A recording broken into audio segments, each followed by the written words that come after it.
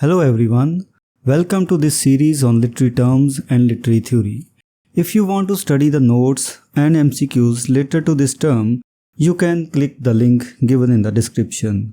We are also going to start our online and offline classes for UGC NET for English literature very soon. So stay connected with us. In this video, we are going to discuss the term didactic literature. Introduction. Didactic literature, derived from the adjective didactic, signifies the intent of providing instruction or expounding a specific branch of knowledge, often presented in imaginative or fictional works. These works differ from essentially imaginative literature, which primarily seeks to captivate and move the audience rather than conveying didactic teachings. Throughout history, didactic literature has been a prominent feature in various literary periods, serving to disseminate philosophical, moral, religious, or ethical doctrines. Notable examples of didactic works span from ancient Roman poets to 18th century writers, showcasing their diverse intents and formats. Medieval and Renaissance didactic literature. In the 1st century BC, the Roman poet Lucretius penned De Rerum Natura, on the nature of things, as a didactic poem to advocate his naturalistic philosophy and ethics.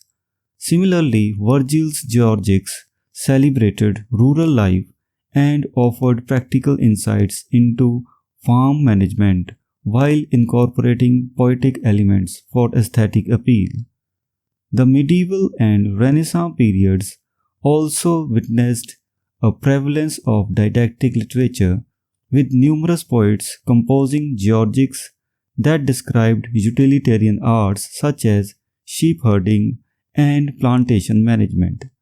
Two prominent examples of 18th century didactic poems are Alexander Pope's Essay on Criticism and Essay on Man, focusing on literary criticism and moral philosophy respectively. These works directly expound principles and arguments, aiming to persuade and instruct the audience. Imaginative attributes of didactic literature. Didactic literature may also take on imaginative attributes, presenting doctrines through fictional narratives or dramatic forms.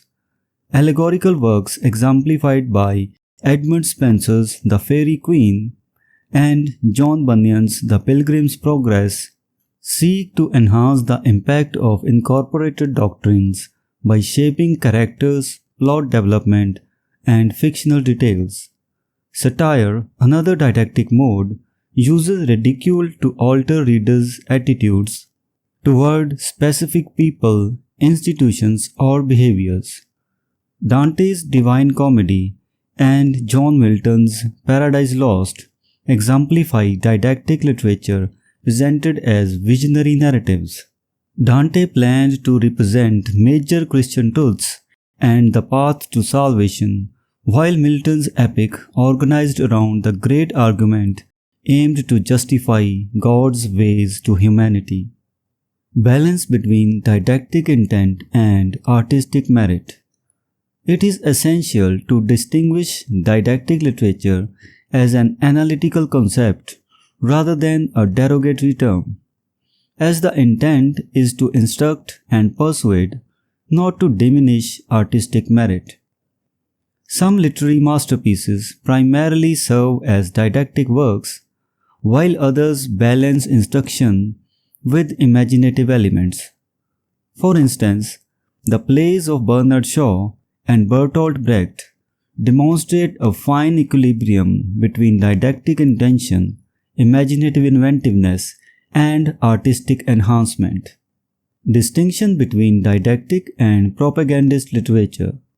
While propagandist literature is sometimes viewed as a synonym for didactic literature, it is more accurately reserved for works explicitly organized and rendered to induce specific attitudes, pressing social, political, or religious issues. Examples include Harriet Beecher Stowe's Uncle Tom's Cabin, Upton Sinclair's The Jungle, and Clifford Odets's Waiting for Lefty. Propagandist literature is often associated with the official doctrines of specific regimes, such as the socialist realism during the Soviet era. Conclusion.